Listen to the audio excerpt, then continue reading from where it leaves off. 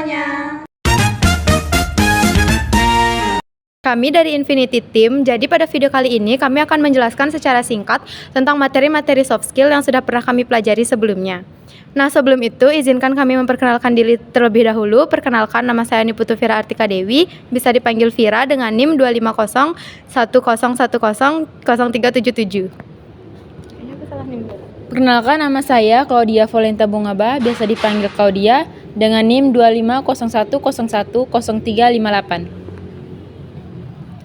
Perkenalkan, nama aku Ana Agung Rada Novianti, bisa dipanggil Gung Rada dengan NIM 25010100378. Perkenalkan, nama saya Nima Denia Paramita, bisa dipanggil Nia dengan NIM 25010101376. Perkenalkan, nama saya Andi Pratama dengan NIM 250101092, bisa dipanggil Andi. Video ini adalah sebuah video pembelajaran mengenai materi soft skill yang telah kita pelajari, dan di sini kami akan menjelaskan secara singkat dan juga kami akan memberikan sebuah contoh berupa role play, di mana di sana kami akan memperagakan contoh penerapannya dalam kehidupan sehari-hari. Nah, tanpa berlama-lama kita langsung saja ke videonya. Halo semua, balik lagi dengan saya Claudia. Jadi di sini saya akan menjelaskan materi yang pertama tentang memandang orang lain lebih penting. Jadi komunikasi interpersonal adalah proses timbal balik untuk berbentuk makna, informasi dan emosi antara dua orang ataupun lebih, baik secara verbal ataupun non-verbal. Untuk contoh berikutnya, kita lanjut ke video selanjutnya.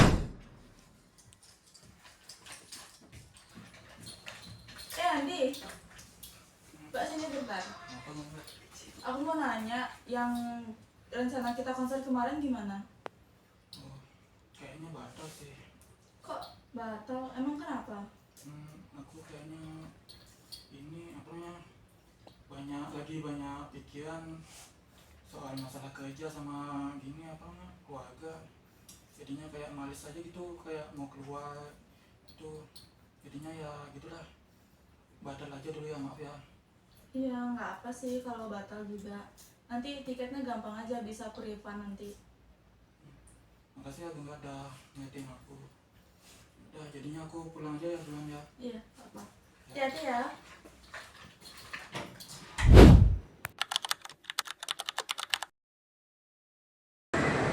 Oke, jadi yang kedua saya akan menjelaskan materi tentang mendengarkan dengan baik. Jadi, keterampilan mendengarkan dengan sepenuh hati untuk memahami maksud lengkap pembicara, baik secara isi maupun secara perasaan di baliknya. Jadi, manfaat aktif mendengarkan adalah cara struktur mendengarkan dan memahami orang lain, memfokuskan perhatian kepada pembicara. Untuk lebih jelasnya, kita simak ke video berikut.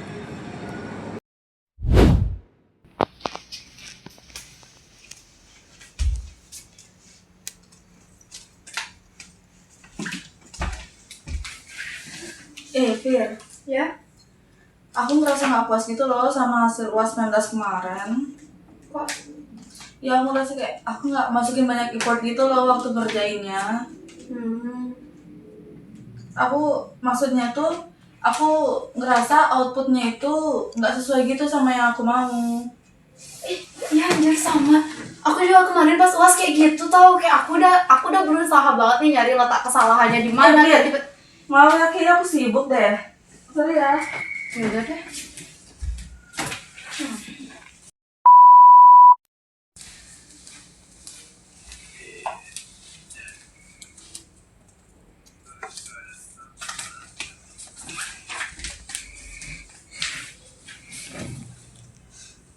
Iya. Ya, kenapa ada? Aku ngerasa kayak aku gimana ya? Aku nggak puas gitu sama hasil UAS 19 kemarin. Jadi kamu ngerasa nggak puas sama usaha kamu sendiri? Ya aku ngerasa kayak aku nggak masukin banyak effort gitu loh waktu ngerjainnya. Boleh aku tanya nggak alasannya kenapa? Aku ngerasa kayak kemarin tuh otakku ngeblank gitu, kosong. Terus kayak waktu aku masukin kodenya aku bolak-balik gitu. Jadi pas aku cek outputnya nggak sesuai sama yang aku mau.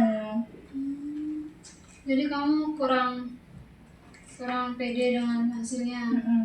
Aku ngerti banget sih, karena ngoding itu emang sulit banget gak sih? Aku aja masih bingung sampai sekarang. Ya sama aku juga. Aku paham sih gimana perasaan kamu, pasti sedih banget tuh ya. Ya. Makasih ya Nia udah mau dengerin ceritaku. Iya, sama-sama kok. Kalau kamu mau cerita lagi tentang apapun, kamu bisa cerita ke aku kok. Makasih ya.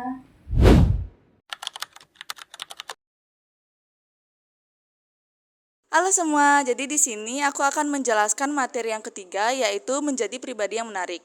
Nah, pribadi yang menarik itu bukan hanya soal penampilan fisik, tetapi bagaimana cara kita berinteraksi dan membuat orang lain merasa dihargai. Nah, dalam materi ini terdapat 2 tips, yaitu verbal dan non-verbal. Kita mulai dari tips yang pertama dulu, yaitu tips verbal. Nah, tips verbal ini dimulai dari yang pertama, yaitu menggunakan bahasa yang inklusif dan hormat. Yang kedua, menggunakan pemilihan kata yang positif. Yang ketiga, menggunakan intonasi saat berbicara, mengaturnya dengan baik. Lalu yang terakhir itu menggunakan kata-kata ajaib seperti tolong, maaf, dan terima kasih. Lalu tips yang kedua yaitu nonverbal, dimulai dari kontak mata yang cukup, postur tubuh, serta ekspresi wajah yang sesuai. Contoh lebih jelasnya bisa tonton video berikut. Andi, kamu lagi ngapain di sini? Sendirian aja? Nggak ada sih, cuma nongkrong doang. Oh, tumben kamu sih nongkrong di sini. Biasanya kamu jarang banget keluar. Ya, soalnya ini bosan juga di rumah. Iya sih, kamu kenapa nggak mau keluar-keluar aja gitu? Sekali deh kayak gini kamu keluar-keluar gitu, Nae. Kayak ini kurang teman, gak ada yang diajak. Ya, kamu dekatlah sama kita. Kita kan juga teman kamu. Gak usah sukun gitu, temenan aja. Kalau mau keluar-keluar gitu, ajak aja keluar. Jangan terlalu kurung di rumah. Ya, mungkin nanti kapan-kapan aku boleh kan ngajak kamu buat jalan-jalan atau sama yang lain juga. Boleh. Nanti boleh tuh ajak sama teman-teman yang lain nongki bareng gitu. Janganlah sendiri-sendiri kayak gitu. Tumben mon, aku heran lah kamu di sini. Makanya aku nanya. Nanti kapan-kapan ya kita keluar bareng gitu sama teman-teman yang lain juga. Boleh. Yaudah ya. Itu minggu depan ya? Ya, minggu depan kan ya udah nggak ada itu. Nggak ada UAS. Ya nggak ada UAS lagi kan udah selesai nih. Boleh tuh keluar sama teman-teman yang lain. Jangan terlalu kamu sendirian gitu. Mungkin kapan-kapan ya? Ya. Ya udah. Kamu mau ngapain juga sih? Aku ya biasa sore-sore aku biasa jalan-jalan ke sini. Mau belanja yuk sana. Ayo udah boleh yuk. Aku juga mau belanja. Oke. Ayo.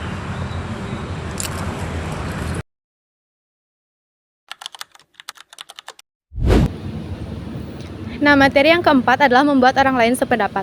Apa sih itu membuat orang lain sependapat? Jadi, membuat orang lain sependapat adalah suatu kemampuan diri kita untuk menyampaikan pendapat, ide, atau gagasan dengan cara yang baik dan juga meyakinkan, sehingga pendapat kita dapat diterima dan dipahami tanpa orang lain itu merasa dipaksakan.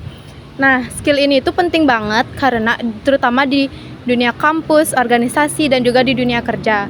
Karena terkadang ide yang baik tidak selalu bisa diterima jika cara penyampaiannya kurang tepat. Nah, bagaimana sih cara membuat orang lain itu supaya sependapat dengan kita? Jadi, untuk membuat orang lain sependapat dengan kita, hal pertama yang harus kita lakukan adalah memahami lawan bicara kita. Kita juga harus mengetahui sudut pandang dari mereka dan tidak langsung menyalahkan. Yang kedua adalah menggunakan kalimat yang sopan dan juga positif. Hindari kata-kata yang meremehkan atau menjatuhkan karena itu bisa menimbulkan konflik. Dan yang ketiga adalah memberi alasan yang jelas. Kita harus memberi alasan yang jelas, bisa berupa contoh atau pengalaman supaya ide kita itu bisa lebih diterima. Dan yang keempat, yang paling penting adalah empati. Kita juga harus tetap mendengarkan dan menghargai pendapat orang lain meskipun tidak sependapat dengan kita. Jadi, membuat orang sependapat itu bukan tentang menang argumen, tetapi tentang komunikasi yang baik dan juga saling menghargai. Nah, untuk lebih lanjutnya lagi, mari kita saksikan video berikut. Andy, gimana nih? UKM kita kan sebentar lagi mau ngadain event.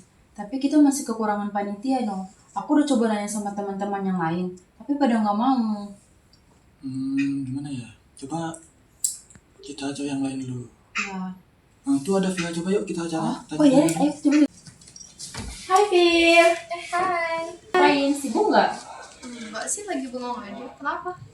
Jadi gini nih, aku sama Andi mau nawarin kamu untuk ikut di panitia UKM kita. UKM kita tuh lagi ada event nih. Jadi kita nih lagi kekurangan panitia. Jadi kita mau nawarin kamu untuk ikut. Kamu mau nggak? Emang ada panitia itu ada siapa aja? Ada si acara, humas, dan banyak lagi sih yang lain. Tapi lebih kekurangan tuh di si acara itu loh. Si acara? Iya. Setauku sih si acara itu paling krusial banget ya, dan dia tuh pasti bakal paling banyak gitu nggak sih job desk-nya. Itu makan waktu banget nggak sih? Aku takut nggak bisa ngatur waktunya. Enggak sih ya, soalnya kan kita itu banyak gitu, bukan sendiri doang, jadinya kita bakal saling bantu gitu. Pokoknya nggak sendiri, nggak menekankan gitulah.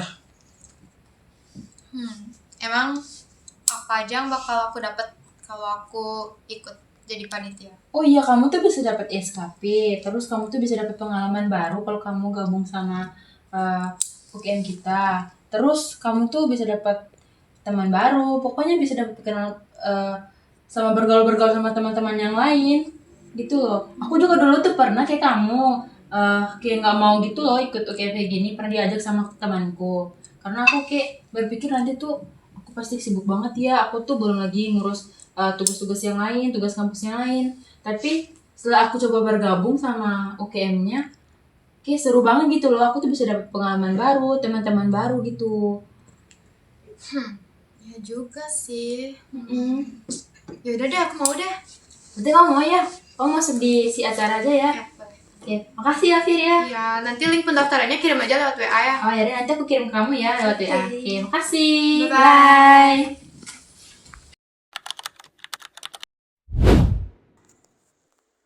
Oke, sekarang aku akan menjelaskan materi kelima, yaitu etika dalam berpenampilan. Etika berpenampilan adalah aturan dan norma dalam cara berpakaian dan merawat diri yang disesuaikan dengan waktu, tempat, dan situasi tertentu. Elemen-elemen pentingnya terdiri dari kebersihan, kerapian, kesesuaian pakaian, serta sikap dan gerak tubuh. Oke, dampak-dampak dari etika berpenampilan ini terdiri dari yang pertama, membangun pesan nonverbal, yang kedua, membangun rasa hormat, dan yang ketiga itu meningkatkan kepercayaan yang ada dalam diri kita. Contoh lebih jelasnya bisa tonton video berikut.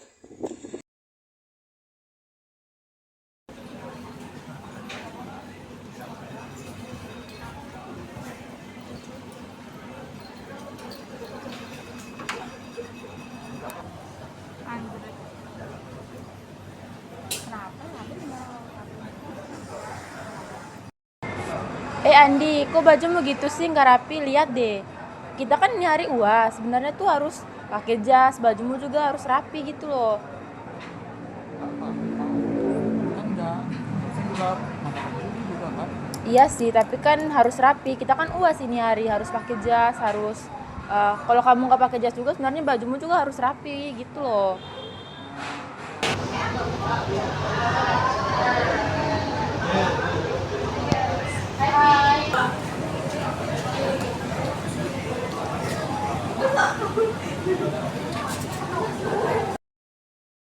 Andi, mau lihat deh Vira, dia aja bajunya rapi, pakai jas. Kok bisa-bisanya mau ninggalin jas? Kan udah tahu sekarang UAS.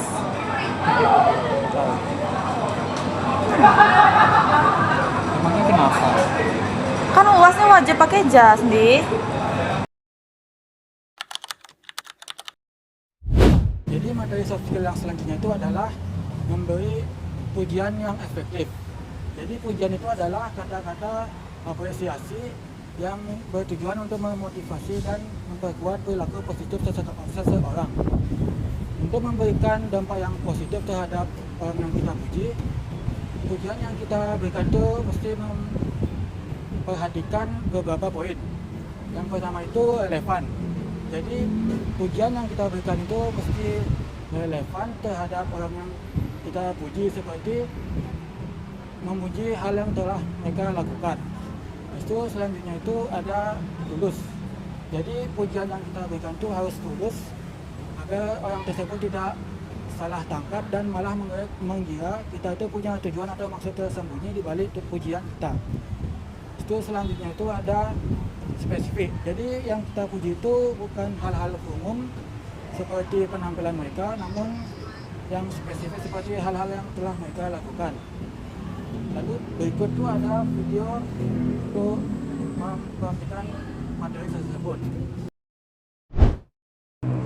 Ya Nia, aku boleh jujur nggak? Apa? Tadi aku kagum banget tahu ngelihat presentasimu pas di kelas, itu keren banget. Kamu tuh kelihatan tenang dan udah menguasai materi banget. Wih, serius? Iya. Oh, tapi tadi aku agak grogi sih pada saat presentasinya itu. Ya sih, pas di awal tuh emang kamu kelihatan grogi. Tapi aku lihat banget usahamu nenangin diri. Terus kayak lama-lama tuh kamu udah bisa improve dan itu keren banget, keren banget. Makasih banget ya pujiannya. Itu bikin buat usahaku kepake. Ya, itu keren banget. Jadi usahamu tuh nggak sia-sia sih menurutku. Tadi udah keren banget itu. Aku kagum banget sih ngeliat presentasimu di kelas. Wih, kalau gini aku makin semangat lagi buat belajar, buat nge-improve skill aku buat presentasi. Makasih banget loh pujiannya. Lalu materi soft skill yang selanjutnya itu ada mengkritik tanpa menyakiti. Jadi seperti yang kita tahu, mengkritik itu tujuannya itu untuk membuat seseorang memperbaiki kesalahan mereka dan juga menjadi lebih baik. Namun jika kritik itu disampaikan dengan tidak baik, maka kritik itu bisa saja malah membuat orang tersebut down. Maka ada beberapa hal yang perlu diperhatikan untuk membuat sebuah kritik. Jadi untuk memulai sebuah kritik itu kita perlu pastikan untuk 4 mata terhadap orang tersebut atau memberikan ruang privasi yang cukup untuk mereka.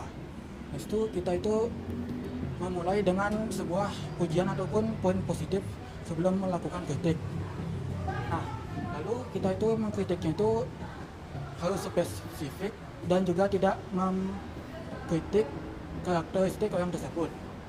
Dan setelah kita melakukan kritik, kita juga memberikan solusi dan juga kita akhiri dengan dukungan untuk orang tersebut. Lalu ada pun juga sebuah video untuk mempraktikkan materi ini. Fir, menurutmu gimana nih PPT yang aku buat presentasi besok? Bagus nggak? Coba lihat. Apaan nih? Yakin Ki bikin PPT kayak Iya. gini? Ini mah power text anjir, bukan PowerPoint. Lihat nih teksnya panjang-panjang banget. Kan aku cuma nanya doang nih, kamu pendapatmu buat Mak sih menurutku PPT itu ku jelek ini. banget sih. Itu terlalu rame, terlalu panjang teksnya. Permisi guys, ini kok ada ribut gini ada. Coba mau lihat. Masa dia mau bikin PPT kayak gini? Coba deh. Panjang-panjang banget nggak sih teksnya? Kamu tenang dulu ya, jangan emosi dulu. Ini PPT-nya kayak lumayan oke sih. Aku pikir lumayan oke, dari warnanya udah masuk sama materinya dan tipografinya itu udah bagus sih. Cuman emang teksnya itu kebanyakan gitu, kayak Kan, ku bilang juga apa?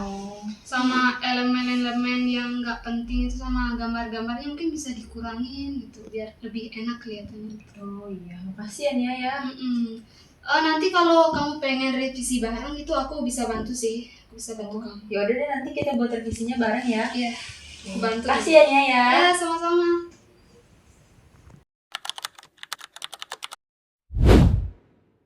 Nah, materi yang ke-8 adalah kemampuan komunikasi dan presentasi. Apa sih itu kemampuan komunikasi dan presentasi?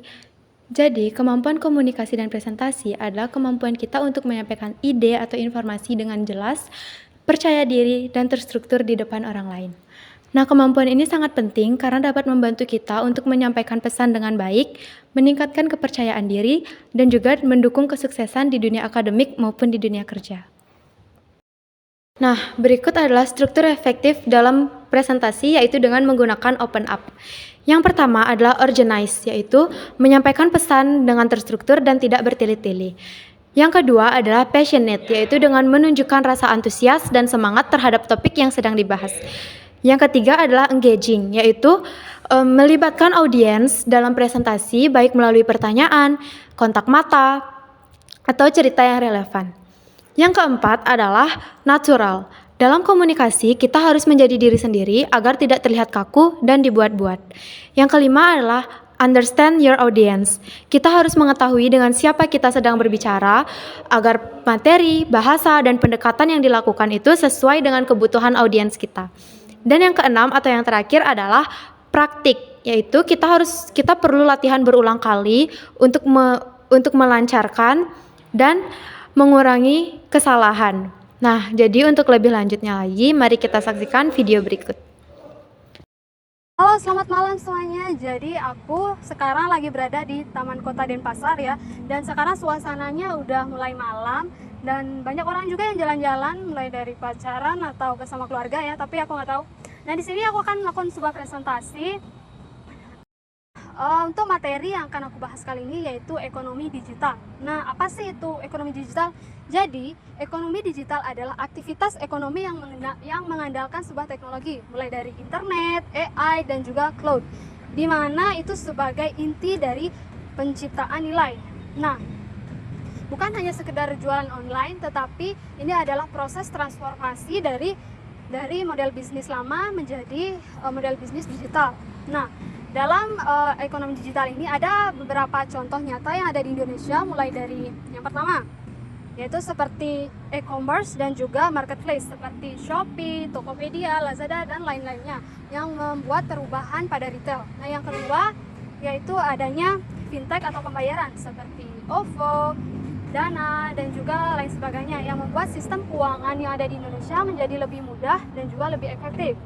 Nah, yang ketiga yaitu ada layanan on demand, yaitu seperti Grab, Gojek, ataupun Maxim yang membuat proses transformasi atau layanan logistik menjadi lebih murah. Nah, yang terakhir yaitu ada ekonomi kreasi seperti melakukan platform streaming seperti di TikTok Shop. Itu kita bisa melakukan penjualan melalui media sosial. Nah, itu beberapa contoh yang ada di Indonesia. Nah, selanjutnya ada juga manfaat yang diberikan oleh ekonomi digital ini. Yang pertama yaitu efisiensi proses bisnis. Yang kedua yaitu adanya akses pasar modal akses pasar global untuk UKM. Jadi UKM bisa mengakses pasar global, bukan hanya di logistik saja. Nah, yang ketiga yaitu ada inovasi dan juga lapangan pekerjaan yang baru, seperti untuk di bidang digital marketer, analis, data analis, dan lain sebagainya. Nah, dari ekonomi digital bukan hanya manfaat yang ditimbulkan, tapi ada juga tantangan yang baru yang ditimbulkan. Nah, contoh dari tantangannya yaitu ada pergeseran dari ekonomi tradisional ke ekonomi digital. Nah, di sana ada sebuah transformasi yang dilakukan. Yang kedua, adanya akses yang terbatas, adanya ketidakmerataan seperti infrastruktur dan juga akses digital. Nah, itu dia tantangan yang diberikan oleh ekonomi digital. Nah, sekian presentasi dari saya. Saya dapat simpulkan bahwa di sini ekonomi digital bisa menghasilkan dampak yang sangat-sangat besar, namun juga memiliki tantangan yang besar juga. Nah, maka dari itu kita harus bijak menggunakan teknologi dalam melakukan ekonomi digital. Sekian presentasi dari saya. Terima kasih. Sampai jumpa. Oke, akhirnya kita sampai juga ke materi yang terakhir. Nah, tadi sudah dijelasin bagaimana cara atau struktur efektif dalam presentasi. Nah, kali ini aku akan menjelasin bagaimana cara untuk merancang sebuah presentasi yang efektif.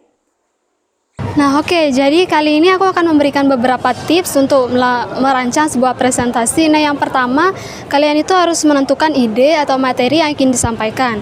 Yang kedua, kalian harus menentukan atau memahami audiens kalian supaya pesan yang ingin disampaikan itu masuk kepada audiens kita. Yang ketiga, kita harus melakukan riset yang mendalam seperti mengumpulkan data, statistik, studi kasus, dan juga informasi yang lainnya yang akan mendukung proses presentasi kita. Yang keempat, itu kita bisa menentukan pesan utama yang ingin diingat oleh penonton atau audiens kita. Nah, di mana konten-konten kita yang ada di dalam materi kita itu harus mendukung satu pesan utama ini. Nah, yang berikutnya itu kalian harus membuat struktur atau alur dari presentasi kalian. Contohnya itu seperti di pembukaan, di isinya, dan juga penutupan. Nah, kalian itu harus membuat alur yang sedemikian rupa sehingga materinya itu nyambung dan lebih mudah dipahami oleh penonton atau audiens kita. Nah, yang berikutnya itu ada menggunakan desain visual atau juga template yang konsisten. Di sini kalian juga bisa menggunakan teknik hierarki dan juga white space. Nah, di sini kalian bisa menggunakan gambar atau ilustrasi atau juga bagan atau data atau chart kalian untuk membantu menggambarkan materi yang ingin kalian sampaikan kepada audiens. Nah, yang terakhir itu kalian harus membuat sebuah key points dari materi-materi kalian supaya pada saat presentasi itu kalian lebih mudah melakukannya dengan membuat poin-poin penting pada materi kalian. Nah, untuk lebih jelasnya lagi, kalian bisa tonton video berikut. Oke, jadi ini adalah salah satu contoh desain PPT yang akan kita gunakan untuk melakukan sebuah presentasi. Nah, di sini kita menggunakan desain yang minimalis dan juga kita menggunakan elemen seperti gambar yang menggambarkan isi dari materi kita. Nah, contoh dari slide ini sudah lumayan bagus dan sudah cukup sesuai dengan tadi dijelaskan sebelumnya, seperti menentukan alurnya, menggunakan poin-poin penting, menggunakan gambar. Nah, seperti itu. Kalian bisa melihat contohnya pada slide di layar ini.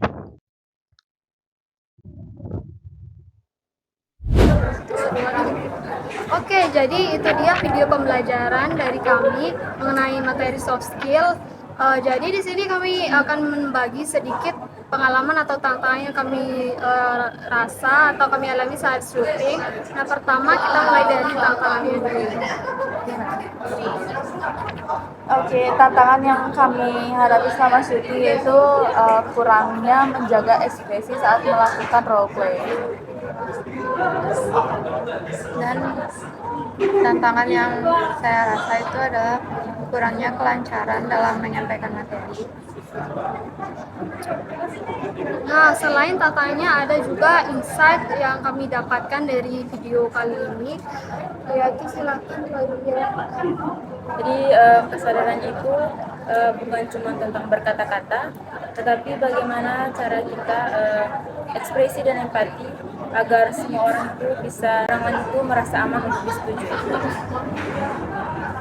Lalu ada pun pembelajaran yang didapat yaitu menjadi pendengar yang baik itu ternyata lebih efektif untuk mengambil seseorang ketimbang dengan dengar terus-menerus. Oke, jadi itu dia pengalaman yang kami rasa atau kami alami pada saat syuting.